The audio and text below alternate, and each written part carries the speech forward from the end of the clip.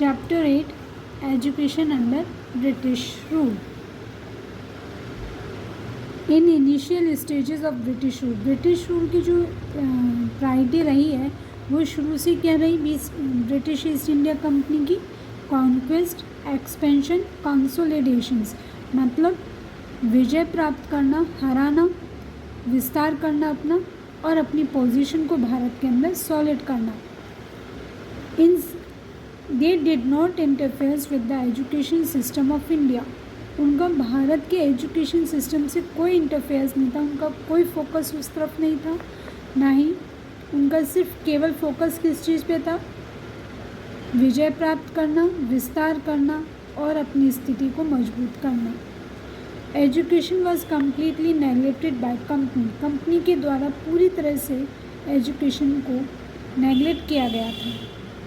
लेकिन जब उन्होंने बहुत बड़ा एरिया को जीत लिया, अच्छे से वो इस्टेब्लिश हो गए और इंडियन रेवेन्यू पर पूरा कंट्रोल हो गया, तब ब्रिटिश को ये फील हुआ कि हमारे पास एक ऑप्शन और है, कल्चरल मिशंस, जिसके द्वारा हम लोगों को सिविलाइज कर सकते हैं, उनके कस्टम, ट्रेडिशंस और वैल्यूज़ को चेंज भी कर सकते हैं।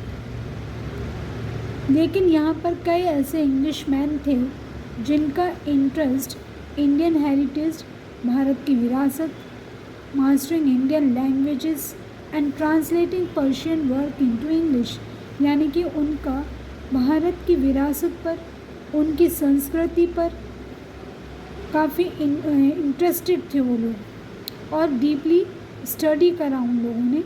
उन्हीं में से एक थे विलियम जोन्स,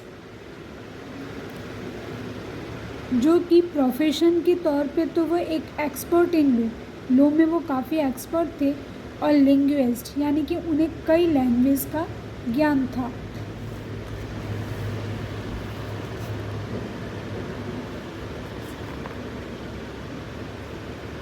जॉन ने ये रियलाइज़ किया था कि कलकत्ता के अंदर ही कई ऐसे ब्रिटिश ऑफिसर्स हैं जो कि इंडियन कल्चर को डीपली स्टडी किए हुए हैं और उनका रेस्पेक्ट करते हैं।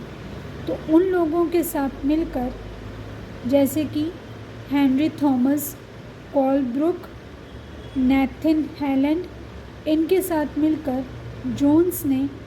विलियम जोन्स ने एशियाटिक सोसाइटी ऑफ बंगाल का 1784 में सेटअप किया और उसके बाद एक मैगज़ीन निकाली जिसका नाम दिया गया एशियाटिक रिसर्चर्स।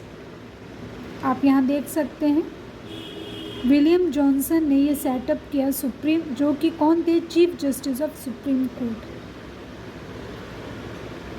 विलियम जॉन्स एक चीफ जस्टिस, सुप्रीम कोर्ट के चीफ जस्टिस थे। लॉ में वो एक्सपर्ट थे और उन्हें कई लैंग्वेज का ज्ञान था।